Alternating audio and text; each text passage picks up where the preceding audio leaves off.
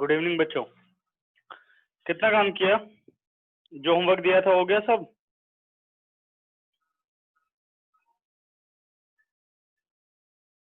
Seven 7.1 के तो हम सारे डाउट कर चुके हैं, है ना। 7.2 में प्रॉब्लम बताओ, कुछ दी थी 7.2? हाँ 7.2 पूरी दी थी मैंने। इसमें डाउट बताओ। नहीं है कोई डाउट नहीं बेटा? दीपांशु कोई doubt? No sir. Okay, third exercise में सर 7.2 तो इजी थी, सबने कर ली होगी, है ना। चलो 7.3 के लिए बेटा अभी मैंने एग्जाम्पल पढ़ाने शुरू किए थे। एग्जाम्पल 9 हम कर चुके हैं और बीच में मैंने एक एग्जाम्पल नंबर 12 का फर्स्ट पार्ट कर दिया था, ठीक है। तो अभी हम और एग्जाम्पल कर लें फिर डाउट लेते हैं। पेज नंबर 144 पर आ जाओ सभी। एग्जाम्पल नंबर 10 डिस्कस करते हैं। संडे तुम लोगों का सीक्वेंस सीरीज का टेस्ट है 6 to 7, ठीक है। हो सकेगा तो जूम को ज्वाइन करना है, नहीं तो व्हाट्सअप करूंगा टेस्ट, ठीक है। वो कंफर्म कर दूंगा, नहीं तो मैं लाइव टेस्ट लूंगा इस बार जूम पर, ठीक है। देखते हैं कैसा टाइम रहेगा, मेरे पास टाइम रहेगा तो हम करेंगे। Example number 10, how many 4-digit number can be formed by using the digits 1 to 9? कह रहा 1 to 9 डिजिट को यूज करके आप कितने 4 डिजिट के नंबर बना सकते हो if the repetition of the digit is not allowed. अब ये क्वेश्चन बेटा दोनों मेथड से किया जा सकता है। फंडामेंटल प्रिंसिपल ऑफ काउंटिंग से भी कर सकते हो और परमुटेशन से भी कर सकते हो। तो हम इसे किससे करेंगे? परमुटेशन से। फंडामेंटल से तो पता ही है, बॉक्स बना लिया 4 डिजिट का। फर्स्ट के लिए कितने हो गए? 9 वेज, सेकंड के लिए 8, थर्ड के लिए 7 और फोर्थ के लिए 6 और सबको मल्टीप्लाई कर दिया, आंसर आ जाएगा, ठीक है। तो ऑल 4 डिजिट नंबर्स या टोटल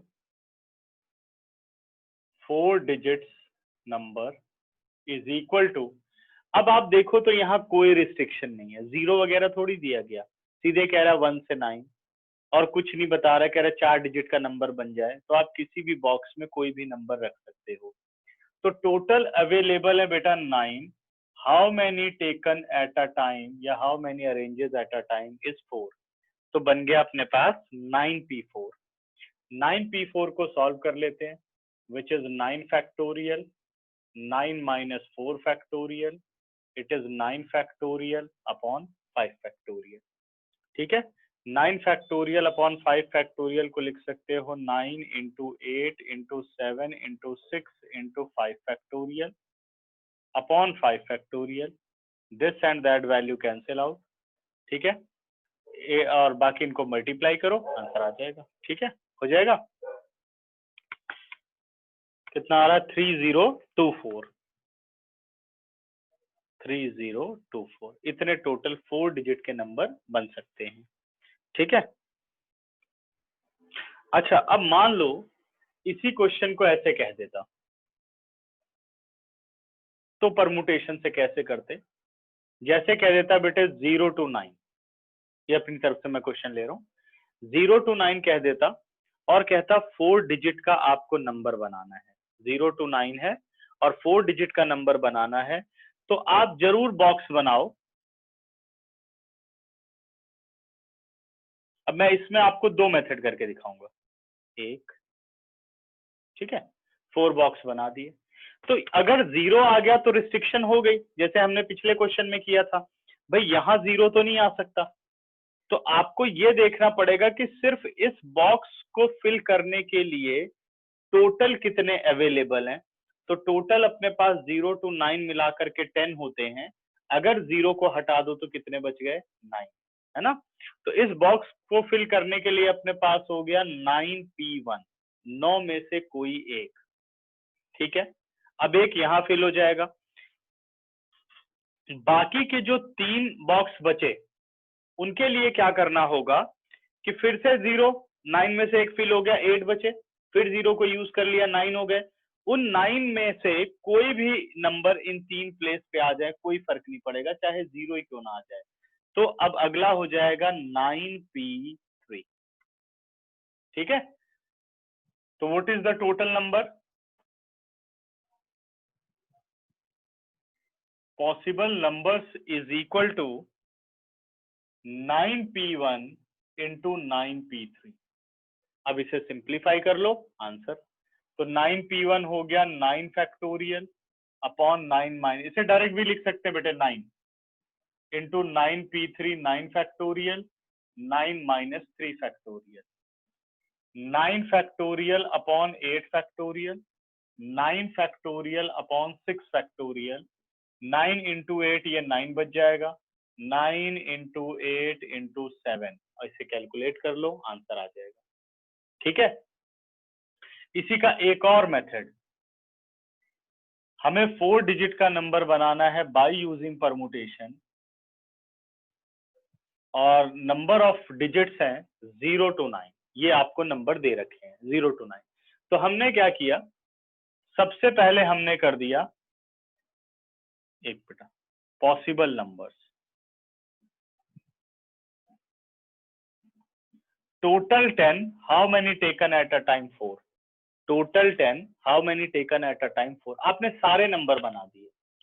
बट इस अरेंजमेंट में प्रॉब्लम क्या है कि कुछ ऐसे भी नंबर होंगे जब 0 आपके 4th प्लेस पर होगा, तो ये वाले नंबर क्या होंगे, ये 4 डिजिट के नहीं होंगे, ये 3 डिजिट के हो जाएंगे। तो अब आपको क्या करना है कि वो नंबर निकालने हैं व्हेन 0 एट 4th प्लेस, तो 0 को यहाँ पे आपने फिक्स कर देना है, तो यानी 0 से लेकर के 9 तक में 0 आपने हटा दिया, अब टोटल कितने बचे, 9। अब उन 9 के लिए ये 3 प्लेस है, यानी जब अब आप यहाँ पर 9p3 करोगे तो आपने सारे 3 डिजिट के नंबर बना लिए। अब क्या करना है कि जो ये 4 डिजिट के नंबर है, ऑल नंबर है, उसमें से 3 डिजिट वाले आप कर दो माइनस। ठीक है, तो ये बन गया आपके पास 10 factorial, 10 minus 4 6 factorial, 9 factorial, 9 minus 3 6 factorial, तो ये आ गया 10 इंटू 8 इंटू 7, ठीक है, और सॉरी 10 इंटू 9 इंटू 8 इंटू 7, 6 गया, 9 इंटू 8 इंटू 7, 6 कैंसिल आउट। हम क्या करते हैं, 9 इंटू 8 इंटू 7 कॉमन ले लेते हैं, क्या बच गया, 10 माइनस 1, 9 इंटू 8 इंटू 7 इंटू 9, सही है, 9978, दोनों आंसर सेम आएंगे। तो ये 2 तरीके हैं इस तरह के, बल्कि 3 तरीके हो गए इस तरह के क्वेश्चन को करने के लिए, अगर आप परमुटेशन से करना चाहते हो। लेकिन अगर ये पेपर में क्वेश्चन आए तो मेरी राय है कि हम इसे फंडामेंटल प्रिंसिपल ऑफ काउंटिंग से करें तो अच्छा है। पहले के लिए 9, ठीक है, फिर दूसरे के लिए 9 8 7, खत्म, एक ही लाइन में हो गया। इसमें भी अगर हमें करना होता 1 से 9, तो पहले के लिए 9 फिर 8 7 6, खत्म, ठीक है ना, ज्यादा इजी है। बट अगर परमुटेशन से करो तो आपको ये कॉन्सेप्ट लेना पड़ेगा। ठीक, नेक्स्ट बच्चों, अगला अपने पास आ रहा है एग्जाम्पल नंबर 11।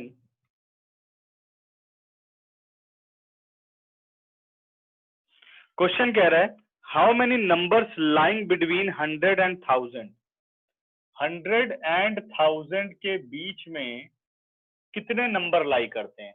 इससे ये पता चल गया कि नंबर कितने डिजिट का है, 3 डिजिट का नंबर है, 100 से बड़ा 1000 से छोटा, तो 3 डिजिट के नंबर बनाने बेटा विद द डिजिट 0 1 2 3, 0 1 2 3 4 5। तो कौन सा मेथड अच्छा रहेगा? मेरे हिसाब से फंडामेंटल प्रिंसिपल ऑफ काउंटिंग, और बाकी परमुटेशन के मैंने आपको बता दिए, 3 डिजिट का ही बनाना है। तो फर्स्ट पे 0 नहीं आ सकता, तो कितने वेज बेटे, 2 4 5 में से कोई एक यूज हो जाएगा। अब बचे 4, 0 इंक्लूड कर दिया, फिर अगले के लिए कितने वेज, 5 वेज, ये वेज होते हैं, कि कितने तरीके हो सकते हैं, कितने में से एक को चूज कर सकते हो आप, और फाइनली 4। तो what is the total number? Total possible number is equal to 5 into 5 into 4, 100 into 4, 100 हो गया, सॉरी 25 4 जा 100, तो 100 नंबर पॉसिबल है। ठीक है, और अब ये दोनों मेथड से आप लोग घर पे करके देखोगे इस क्वेश्चन को। ठीक है, आगे बढ़ते हैं। 12th का बच्चों फर्स्ट पार्ट हो गया। ठीक है, अभी सेकंड पार्ट करते हैं, इसका स्क्रीनशॉट ले लो, 10 सेकंड दे रहा हूं, कोई डाउट है तो उसे पूछ लो, फिर हम 12 और 13 करते हैं।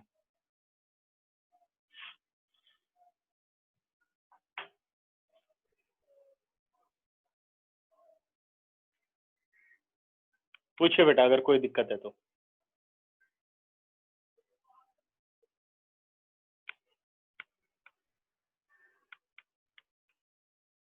Sir yes, sir first column में लास्ट वाला एक बार दोबारा समझा दो।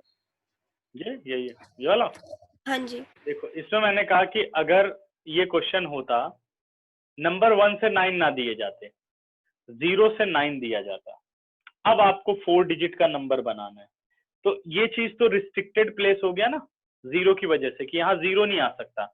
अगर आप यहाँ 0 रख करके बाकी यहाँ कोई भी नंबर लगाओ तो ये कितने डिजिट का नंबर बनेगा बेटा? ये 3 डिजिट का नंबर बनेगा, है ना, 4 का नहीं बनेगा। करेक्ट? तो हमने क्या किया, सबसे पहले इस रिस्ट्रिक्टेड प्लेस को भरा कि भाई इसमें 0 नहीं आ सकता, तो 0 से 9 में टोटल 10 हो गए, और 10 नंबर में से 0 को हटा दो तो 9 नंबर हो गए। तो यहाँ पे टोटल अपने पास 9 चॉइस है। अब ये कह रहा है 9 चॉइस के लिए कितनी पोजीशंस हैं, तो 9 चॉइस के लिए एक पोजीशन है, तो हमने ये भर दिया। अब बचे 8, अब उसमें आपने 0 को इंक्लूड कर लिया तो फिर हो गए 9। अब कितने पोजीशन है, 1 2 3, तो 9 P3। ठीक है, 9 के लिए कितने, 3 पोजीशन के लिए कितने में से चॉइस करना है, 9 में से चॉइस करना है। तो from 9 arranges 3 eight a time, क्योंकि अब कोई रिस्ट्रिक्शन नहीं। ठीक है, क्लियर स्नेहा? हाँ जी सर, समझ आ गया। ठीक, इरेज करूं? सर यस सर एक बार ये जो सेकंड कॉलम में जो लास्ट पार्ट है वो समझा दो। सेकंड कॉलम में बेटा क्या किया, सबसे पहले हमने क्या किया कि हमें टोटल 10 नंबर्स अवेलेबल थे, हमने सारे बना दिए कि भाई 10 नंबर से एक 4 डिजिट के नंबर अगर बनाने तो कितने बनेंगे, हमने कोई रिस्ट्रिक्शन नहीं सोची। हमने कहा total 10, how many arranges at a time, 4 eight a time. अब इस अरेंजमेंट में कई अरेंजमेंट ऐसी होंगी जब आपके 4th प्लेस पर 0 आ जाएगा, बात सही है, रैंडमली अरेंज करेंगे तो जब 4th प्लेस पर 0 आ जाएगा तो उन डिजिट को आप 4 डिजिट का नंबर नहीं बोल सकते, वो कौन से होंगे, 3 डिजिट के नंबर होंगे। यानी यहाँ जो नंबर बने हैं 10P4 में, इसमें 3 डिजिट के नंबर भी हैं और 4 डिजिट के भी नंबर हैं, लेकिन हमें चाहिए प्रॉपरली 4 डिजिट नंबर। तो हमने क्या किया कि अब सिर्फ स्पेशली 3 डिजिट के नंबर बनाए, कि अगर आप ये सभी नंबर यूज करते हो तो 3 डिजिट के कितने नंबर बन सकते हैं। तो यानी 4th प्लेस पे आपका अगर 0 होगा, ठीक है, तो वो आपने हटा दिया, सिर्फ वो नंबर हटाए जब 4th प्लेस पर 0 होगा। ठीक है ना, तो 4th प्लेस को आपने फिक्स कर दिया कि ये 0 है, बाकी इन तीनों प्लेस पे कोई भी नंबर हो जाए, तो आपने कह दिया 9P3। टोटल 10 थे, 0 की पोजीशन फिक्स हो गई तो एक पोजीशन हट गई, और 10 में से एक नंबर निकाल दिया तो नंबर 9 रह गए, 3 पोजीशन और 9 चॉइसेस, तो 9P3। अब ये जो इस तरह के अरेंजमेंट है ये 3 डिजिट के नंबर बनाएंगे। आपने क्या किया, ऑल में से 3 डिजिट के माइनस कर दिया, मतलब ऑल 4 डिजिट अरेंजमेंट में से वो नंबर माइनस कर दिए जिनके 4th प्लेस पर 0 है, यानी 3 डिजिट वाले माइनस किए तो कितने बच गए, 4 डिजिट वाले बच गए। क्लियर? समर्थ? डन? Yes sir. ओके, और कोई डाउट किसी को? इरेज कर दूं बच्चों?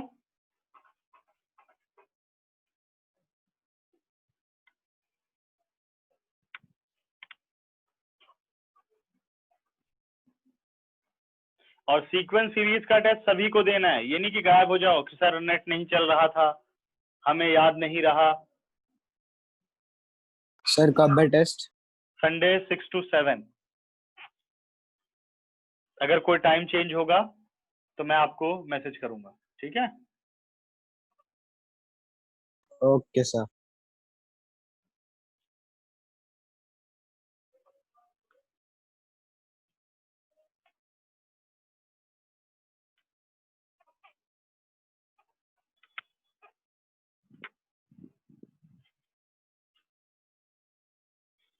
ट्वेल्थ का बच्चों second part, example number 12 part number second.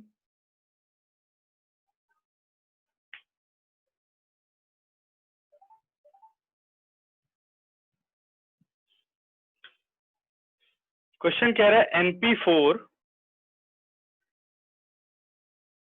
Upon n-1P4 is equal to 5/3 where n is greater than 4। ठीक है,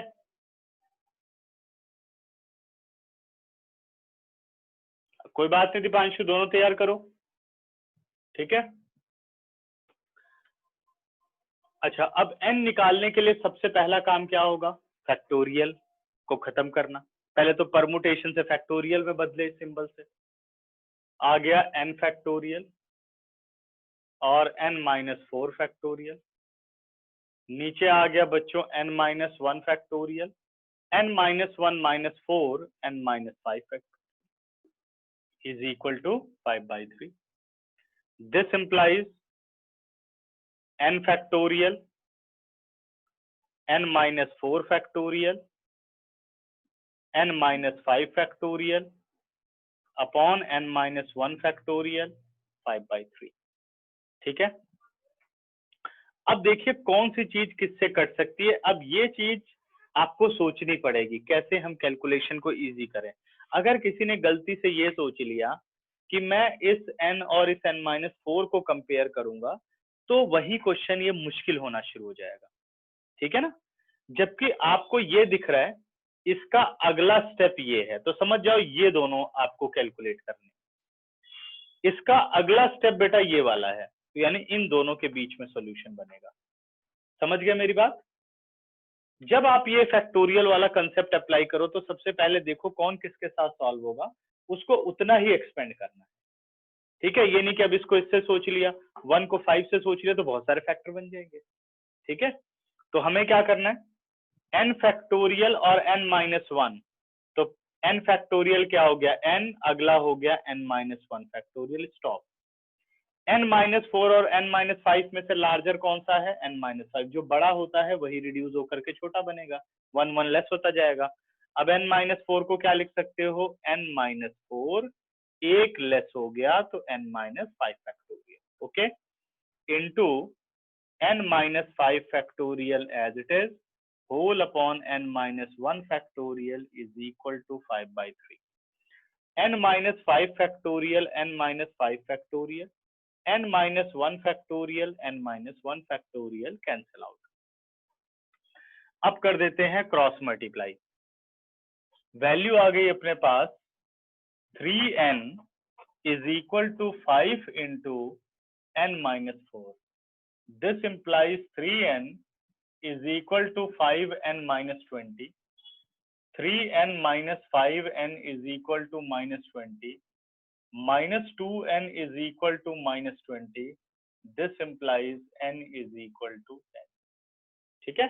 Where n is greater than 4, तो इसका आंसर कितना निकल रहा है? 10। ठीक, 12th का सेकंड पार्ट हो गया done.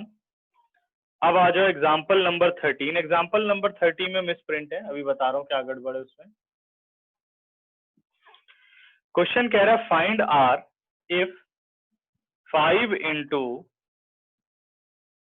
4PR is equal to 6 into 5 PR minus 1।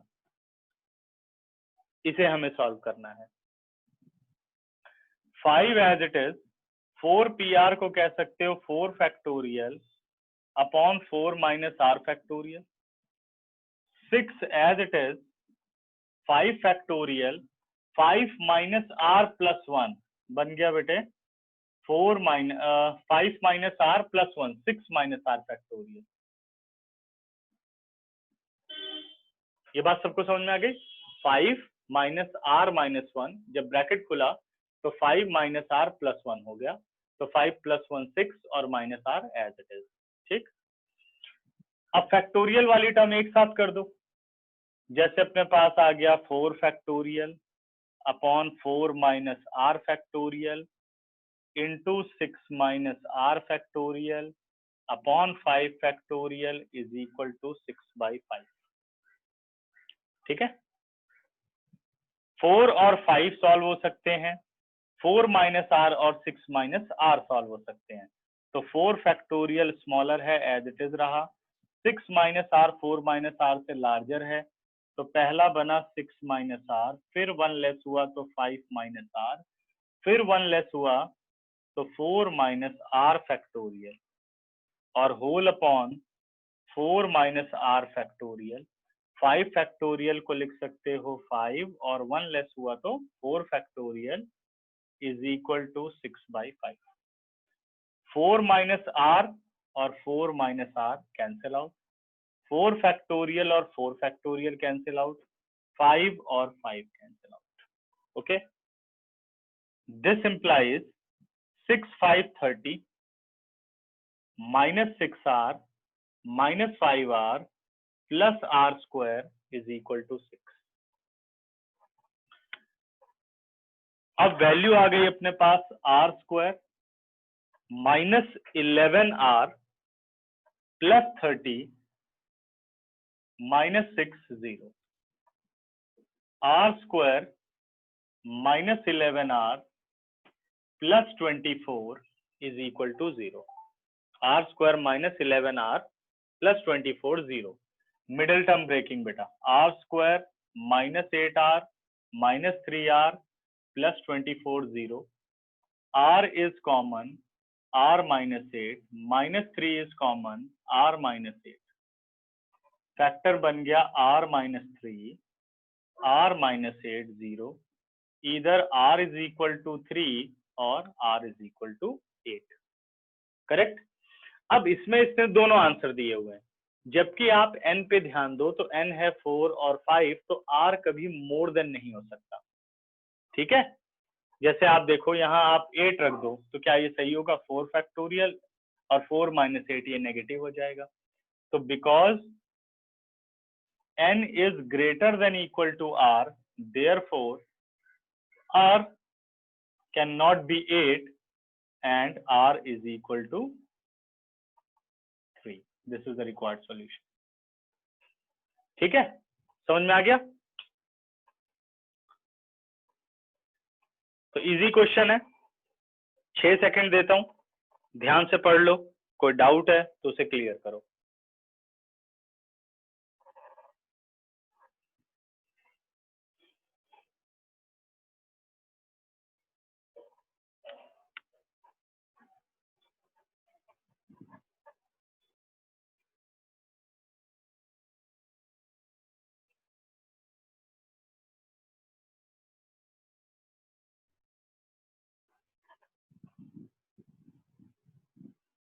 जो थर्ड स्टेप है, बस इसमें मैंने क्या किया है, cross multiply, 4 factorial upon 4 minus R, 5 factorial को नीचे ले आए और 6 माइनस आर को ऊपर ले गए और 5 को इधर नीचे कर दिया।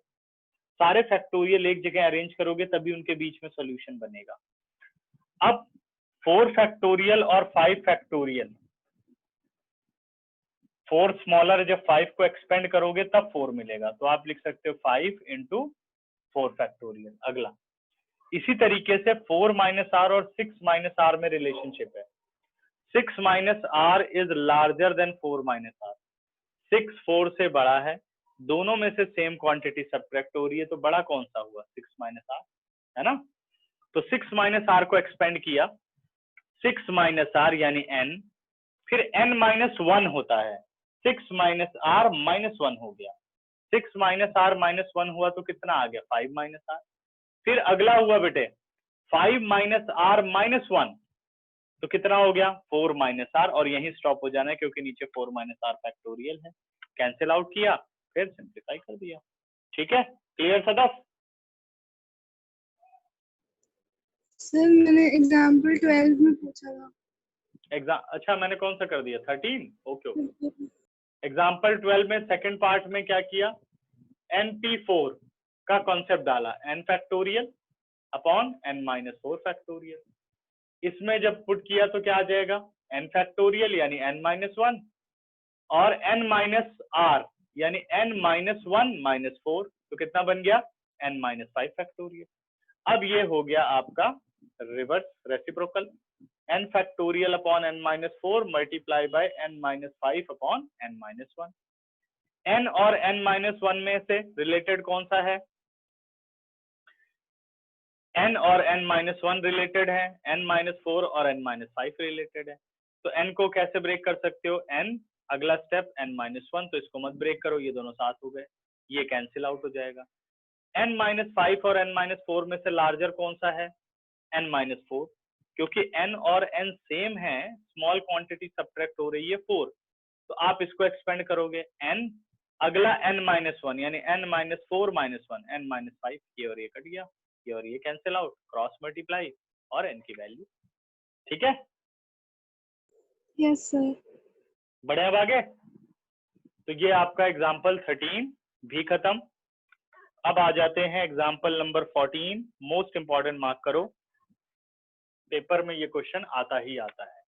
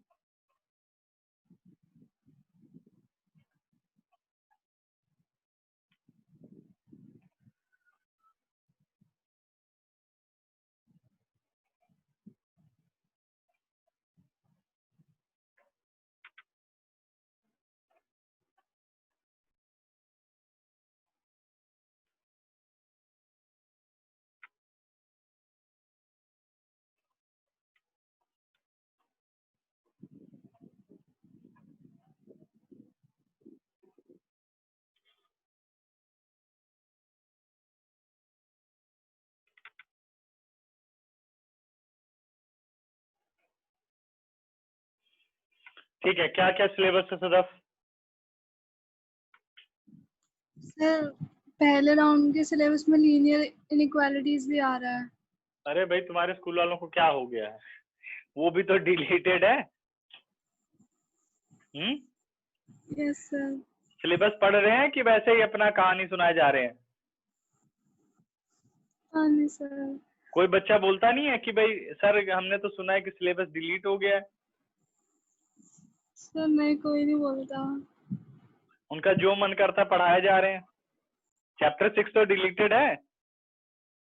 एक बार तुम लोग जो सीबीएसई का प्रिंट आउट है उसका पीडीएफ अपने सर को एक बार भेजो, क्या पता उनको ना मिला। सर दो दो टीचर हैं, एक टीचर नहीं है, दोनों को। दो दो मिलके पढ़ा रहे हैं यस सर। और दोनों ही सिलेबस नहीं पढ़ते हैं। वो तो फिर उन्होंने तुम लोगों को कुछ बताया नहीं उन्होंने कि बच्चों को सिलेबस कट चुका है, कुछ बोला ही नहीं होगा फिर तो। नहीं सर, कुछ डिस्कशन नहीं करी थी डिलीटेड सिलेबस पे। हाँ उनको कुछ पता ही नहीं है मुझे लगता है, क्या डिलीट हुआ क्या नहीं डिलीट हुआ, वो इस पे चर्चा ही नहीं करना चाहते, वो तो उसपे पढ़ाते जाओ, है ना। इजी इजी चैप्टर सारे उठा लिए, 6 ले लिया, 3rd ले लिया और 13 ले लिया, और कौन सा एक पढ़ा है, स्टैटिक्स ले लिया एक। सर सेट्स और वो भी आ रहा है उसका जो नेक्स्ट वाला चैप्टर है, chapter 2। Sets relation function. Yes sir, yes sir. चलो वो तो पढ़ा हुआ है ट्यूशन में। Yes sir. और ट्रिग्नोमेट्री सर दूसरे राउंड में आएगी शायद, अभी पहले राउंड में तो 3 चैप्टर ही आ रहे हैं। 3 अच्छा 4 चलो 6 देख लेंगे, इतना मुश्किल नहीं है, बता देना मुझे, लेकिन जल्दी याद दिला देना, ठीक है, पढ़ा देंगे 6। तो बाकी और जो फिजिक्स केमिस्ट्री वगैरह के टीचर हैं स्कूल में वो तो फॉलो करते होंगे कुछ? सर वो कह रहे हैं सिलेबस कट हुआ है लेकिन हम पढ़ाएंगे क्योंकि हो सकता है फिजिक्स केमिस्ट्री वाले कह रहे हैं। Yes sir. अरे उन लोगों को ये नहीं समझ में आ रहा कि ऑनलाइन बच्चों को पढ़ाया जा रहा है, इतनी मुश्किल से बच्चे पढ़ रहे हैं। Yes sir. इसमें जेम्स बॉन्ड बन रहे हैं, खुला होता तो बन जाते जेम्स बॉन्ड, तब देखते। Find the number of different 8 letters arrangement that can be made from the letter of the word daughter so that. ठीक है, तो ये वाला क्वेश्चन देखो,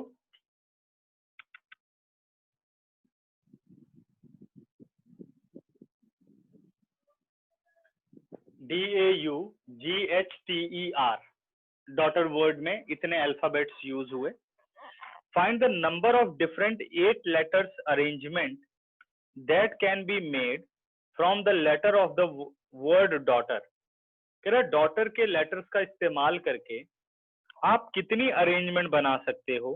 पहला केस कहता है बेटे ऑल वॉवेल्स अकर टुगेदर, अगर सारे के सारे वॉवेल्स एक साथ आ जाएं तो आप कितने वर्ड्स बना सकते हो। हम फर्स्ट पार्ट पर हैं बेटे, ठीक है।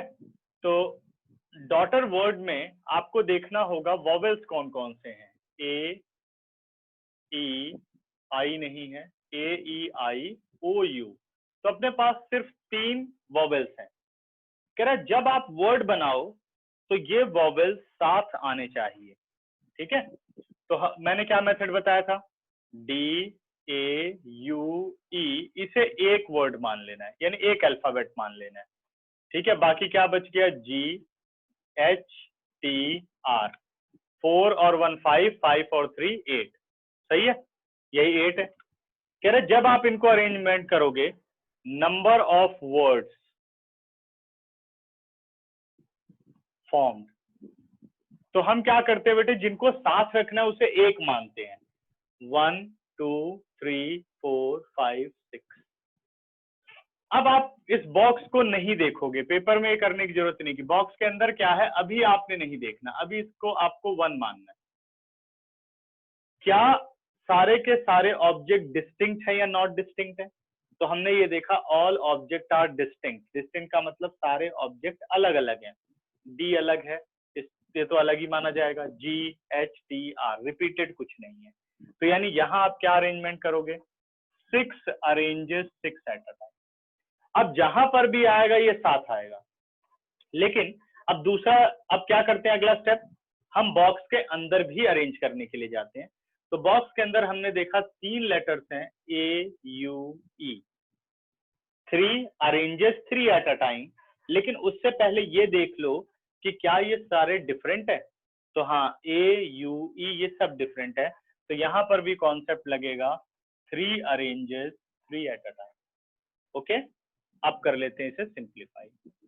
ये बन गया 6 फैक्टोरियल, ठीक, और नीचे आ गया बच्चों 6 minus 6 factorial, it is 3 factorial, और नीचे आ गया 3 minus 3 factorial. 6 factorial upon 0 factorial, 3 factorial upon 0 factorial, 0 factorial is 1, ये आ गया 6 फैक्टोरियल इंटू 3 फैक्टोरियल। ठीक है, 6 into 5 into 4 into 3 into 2 into 1, ये आ गया 3 इंटू 2 इंटू 1, 6 5 30, करेक्ट है। 30 इंटू 4 120, 120 इंटू 6 720, वैसे 6 फैक्टोरियल 720 इंटू 6, 6 2 जा 12, 6 7 जा 42 और 143, 4320 वर्ड्स बन सकते हैं when all vowels occur together। ठीक है, नेक्स्ट देखिए अब इसका second part.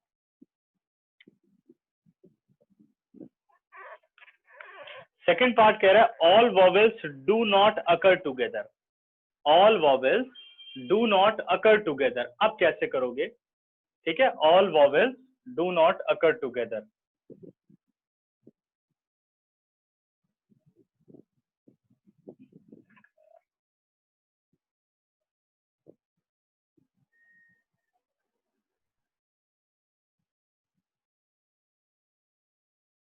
all vowels not occur together, ठीक है।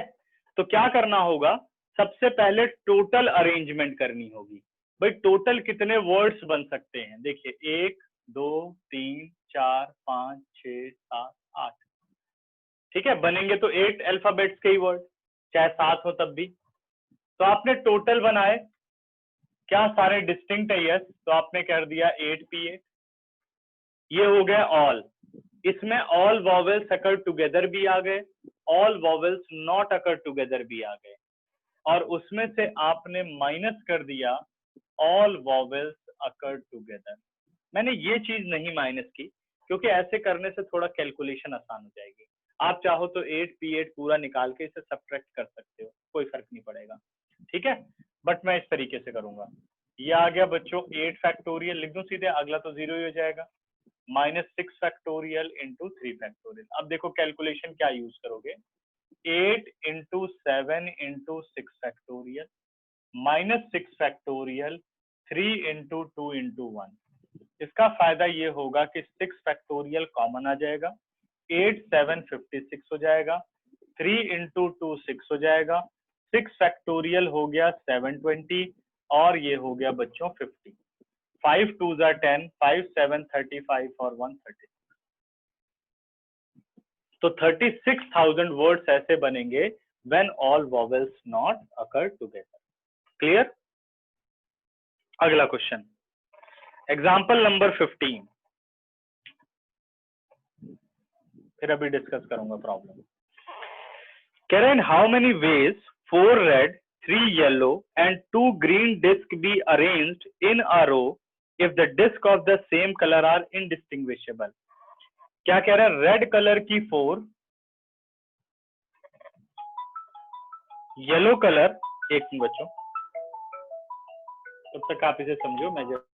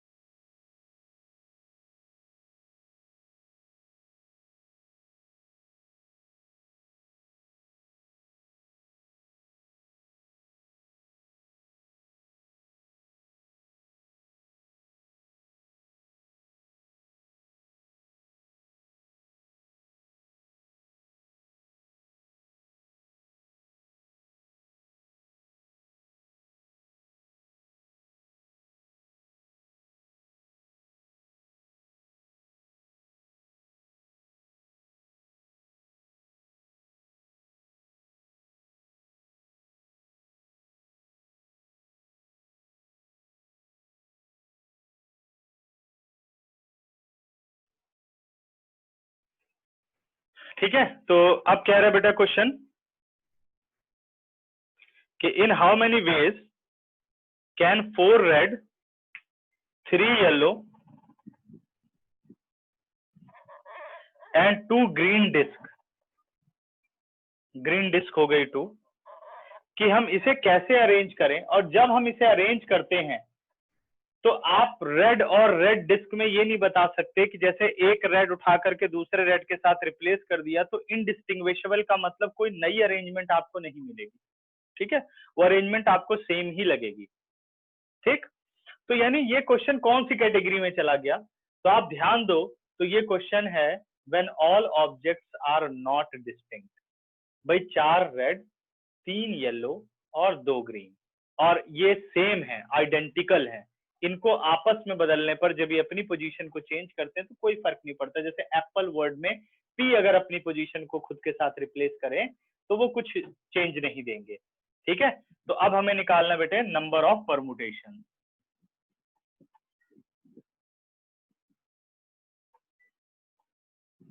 तो हमने क्या पढ़ा था, टोटल 4 3 7 और 2 9, 9 फैक्टोरियल, और जो रिपीट है उतने फैक्टोरियल से डिवाइड, ठीक, खत्म। कर लोगे कैलकुलेशन, इसे बस सिंप्लीफाई कर लेना है, आंसर आ जाएगा, ठीक है। क्लियर है बच्चों, नोट करो, फिर एग्जांपल नंबर 16 को मोस्ट इंपॉर्टेंट मार्क करो, इसे डिस्कस करते हैं। अब इसमें बताओ क्या डाउट है और इसका स्क्रीनशॉट लो। 10 सेकंड है तुम लोगों के पास, अच्छी तरह से पढ़ लो एक एक लाइन, और जो दिमाग में क्वेश्चन बने उसे तैयार कर लो।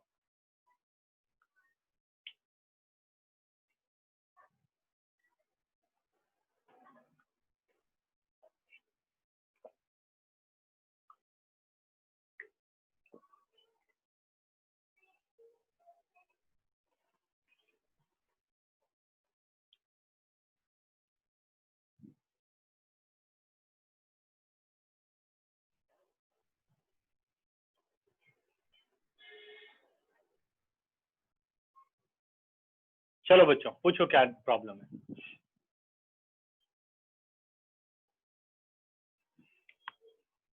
अच्छा, बाकी बच्चों के स्कूल में कैसे चल रहा है, वो लोग भी सारा पढ़ा रहे हैं या सिर्फ डिलीटेड पार्ट वो हटा रहे हैं? तो डिलीटेड पार्ट हटा दिया। हटा दिया डिलीटेड पार्ट? हाँ हटा दिया, हमारे में भी हटा दिया सर। हम्म। सर हमें तो बोल रहे कि वो कंपैरेटिव एग्जाम्स में आएगा, तो हाँ, इसीलिए पढ़ ही लो। पढ़ लो।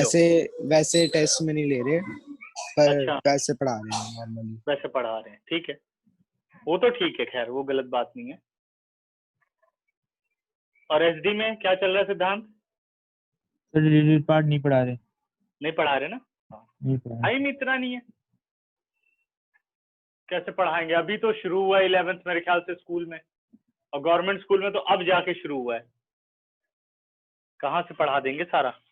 और अच्छी तरह पढ़ाने के लिए टाइम होना चाहिए, सिर्फ ये नाम के लिए पढ़ा दो कोई फायदा नहीं उसका,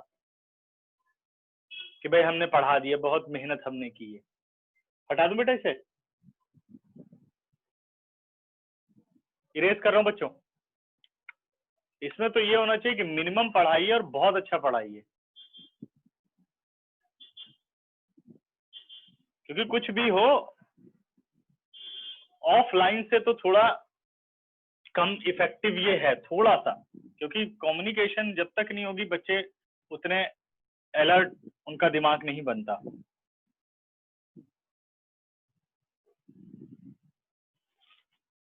और स्कूल जाना तो बहुत जरूरी है।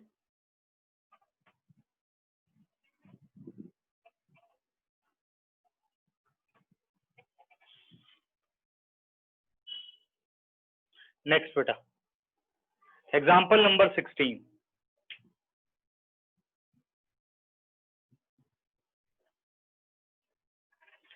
कह रहा find the number of arrangement of the letter of the word independence, ठीक है।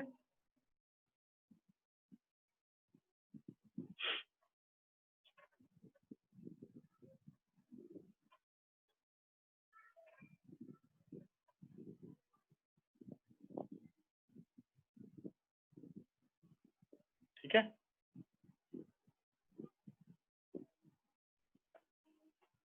there are 12 letters.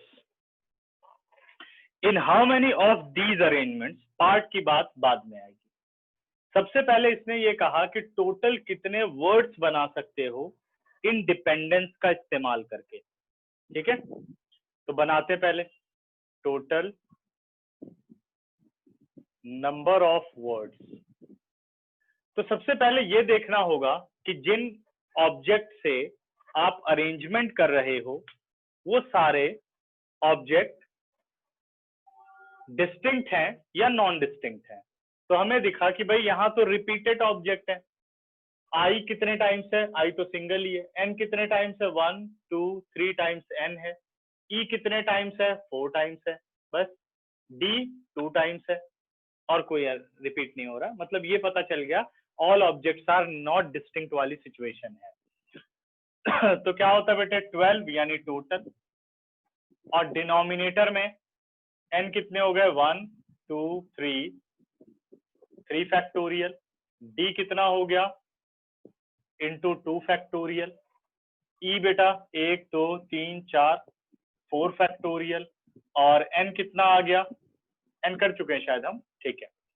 तो 3 factorial 2 factorial into 4 factorial, repeat से आपने डिवाइड कर दिया, ठीक है। अब इसे आप सिंप्लीफाई कर लोगे, मैं छोड़ देता हूं। अब आते हैं हम फर्स्ट पार्ट पर, जो इंपॉर्टेंट बातें हैं। फर्स्ट पार्ट कहता है do the word start with P. इसको बॉक्स से समझते हैं। कह रहा कितने वर्ड्स बनेंगे अगर वर्ड पी से शुरू हो।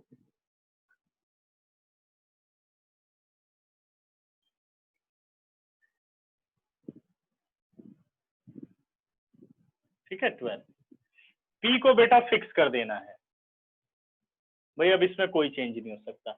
यानी 12 बॉक्सेस में से एक तो बॉक्स खत्म हो गया, यानी 11 तो पोजीशन बच गई। कितनी पोजीशन बच गई 11। अब आपको ये देखना होगा कि ये 11 पोजीशन फिल करने के लिए अपने पास अल्फाबेट कितने हैं, वो भी 11 ही है। क्या वो सारे 11 के 11, पी हट गया बेटे, क्या वो सारे 11 के 11 ऑब्जेक्ट डिस्टिंक्ट है? नहीं, नॉन डिस्टिंक्ट है। तो नंबर ऑफ वर्ड्स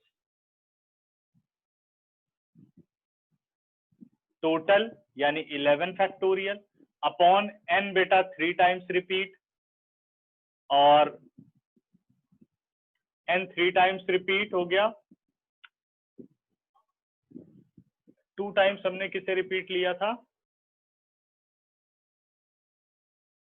d था, d 2 टाइम्स रिपीट हो गया और e 4 टाइम्स रिपीट हो गया। Now simplify, clear. अगला पार्ट, सेकंड पार्ट इसका कहता है do all the vowels occur together. बहुत ही इंपॉर्टेंट पार्ट है ये, इसमें आप बहुत कुछ सीखेंगे। Do all the vowels occur together, तो आपको देखना होगा यहाँ वोवेल्स कितने हैं। आप देखो तो सिर्फ वोवेल 2 हैं, कौन कौन से, आई और ई। लेकिन जितने भी ई या आई होंगे वो सब वोवेल कहोगे आप, है तो 2 लेकिन वो कई बार रिपीटेड है। तो उसने कहा all vowels occur together I, और सारे के सारे ई एक जगह आप कर दोगे, ये देखो, ठीक है, ये एक जगह हो गए। All vowels occur together 4 times E था। बाकी के अल्फाबेट्स आ गए आपके N N N D D और सी एंड पी। चेक करो कितने हैं, 5 यहां हो गए, 2 2 4 5 4 9 2 11 और 1 12, सारे आ गए। जब आप इसे अरेंज करने चलोगे, नंबर ऑफ वर्ड्स, मैंने बताया जब आप बॉक्स वाली अरेंजमेंट करते हो तो आप बॉक्स के अंदर क्या है उससे आपको कोई मतलब नहीं, आपके लिए एक अल्फाबेट है, सिंगल अल्फाबेट है ये, तो ये पूरा बॉक्स कहीं और रिपीट नहीं होगा, है ना। तो ये सिंगल हो गया, बाकी के काउंट करो 1 2 3 4 5 6 7 8, टोटल कितने हैं 8। क्या ये 8 के 8 डिस्टिंक्ट है या नॉन डिस्टिंक्ट है? तो ये 8 के 8 क्या है, नॉन डिस्टिंक्ट, डिफरेंट नहीं है। तो इसलिए आप करोगे टोटल यानी 8 फैक्टोरियल अपॉन रिपीट। अब ये वाला रिपीट आप नहीं देखोगे, ये बॉक्स के अंदर है, आपको बस इन रिपीट से मतलब है। n हो गया बेटे 3 टाइम्स और d हो गया 2 टाइम्स। ध्यान देना, जब आप रिपीट को देखने चल रहे हो तभी आपको बॉक्स से कोई मतलब नहीं, बाहर जो रिपीट है वो है मल्टीप्लाई। अब आप चलते हो बॉक्स के अंदर की अरेंजमेंट पर। जब आप बॉक्स के अंदर गए तो आपने देखा 1 2 3 4 5 है object, 5 arranges 5 at a time होना चाहिए, लेकिन हमने देखा all objects are not distinct. ठीक है, तो यहां पे भी क्या लगेगा, टोटल अपॉन रिपीट, ई हो गया 4 times repeat. Now calculate it. Okay, ठीक है, अब बढ़ते हैं आगे। ये तो आपका था part second. Now part third. Third part में कहता है कि do the vowel never occur together. आपको बनाने हैं word vowel never occur together. Number of words when vowels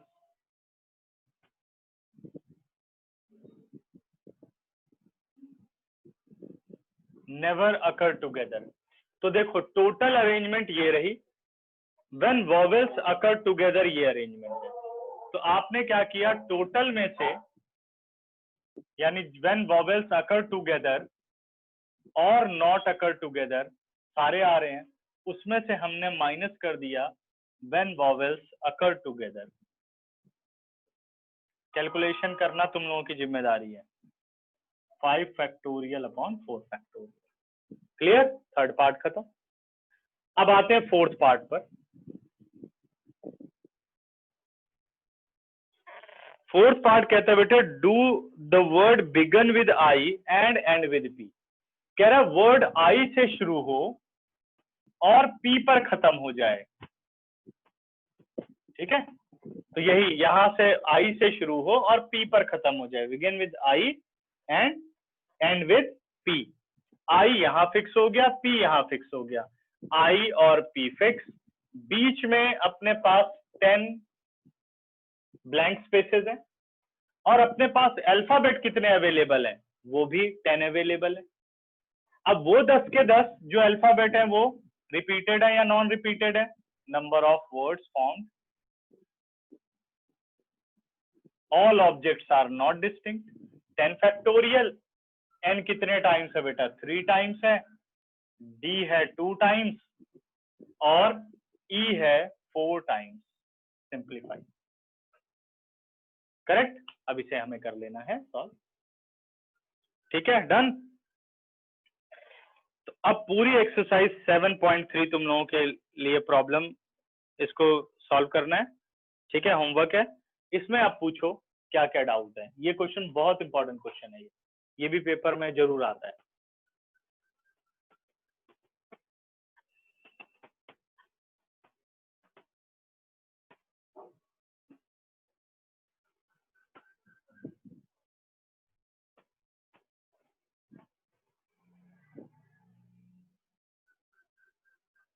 दस सेकेंड है बेटा, बताइए।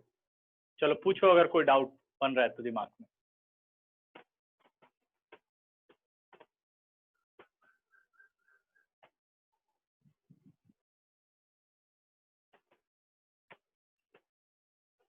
कोई प्रॉब्लम नहीं है, सारा एकदम समझ में आ गया। चलो फिर इसका स्क्रीनशॉट ले लो।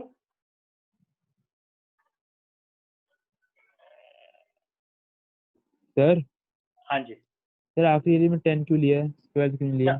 12 क्यों लिया पहले वाले में? नहीं आखिरी वाले में, फोर्थ किसकी बात हो रही है? फोर्थ फोर्थ में 12 क्यों नहीं लिया? ठीक है बेटा, 12 फोर्थ में इसलिए नहीं लिया क्योंकि इसने ये कहा कि एक जो अल्फाबेट आई है वर्ड वहीं से शुरू होना चाहिए, यानी आई फिक्स हो गया, आई को और कहीं आप यूज नहीं कर सकते, और जो वर्ड बनेंगे वो पी के साथ एंड करेंगे। तो यहाँ पी लग गया और यहाँ आई लग गया। अब आई और पी को आप कहीं यूज नहीं कर सकते, तो आपके पास अल्फाबेट कितने बच गए? 12 में से 2 की तो पोजीशन डिफाइंड हो गई, तो अब आपके पास अल्फाबेट बच गए 10।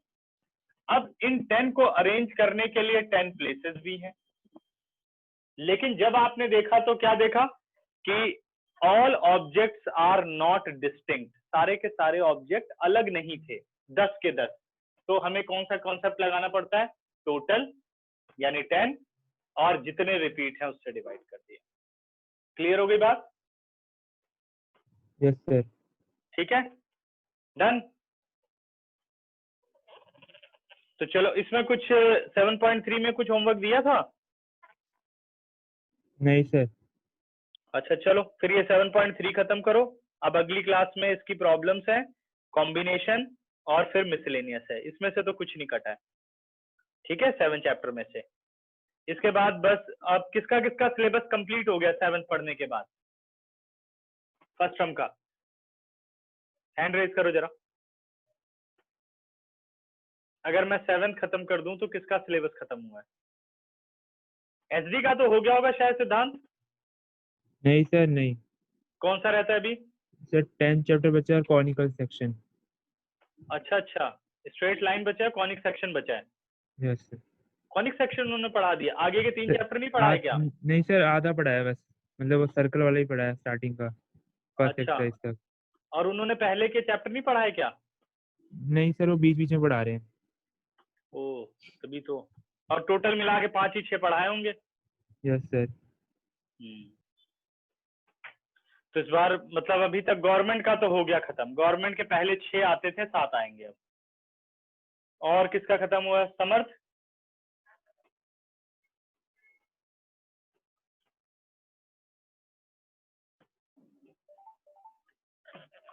समर्थ कुछ सिलेबस खत्म हुआ? Yes sir. वो खत्म हो गया फर्स्ट टर्म का जो यहाँ ट्यूशन में? सर अभी तो मतलब ट्रिग्नोमेट्री हो, स्कूल में ट्रिग्नोमेट्री, कॉम्प्लेक्स, हाँ फिर सीक्वेंस सीरीज, ठीक है फिर चैप्टर 1 सेट्स, ठीक है। फिर रिलेशन और फंक्शन हो रहा है अभी तो। मतलब तुम्हारे स्कूल का और अपने ट्यूशन का सिलेबस लगभग पूरा मैच ही कर रहा है। यस वो सर। कर रहे हैं इस हिसाब से। ओके, बाकियों को तो काफी काम मुझे भी कराना है। चलो ठीक है, ठीक है बच्चों, लीव करो, अब अगली क्लास में देखते हैं। बाय बेटा।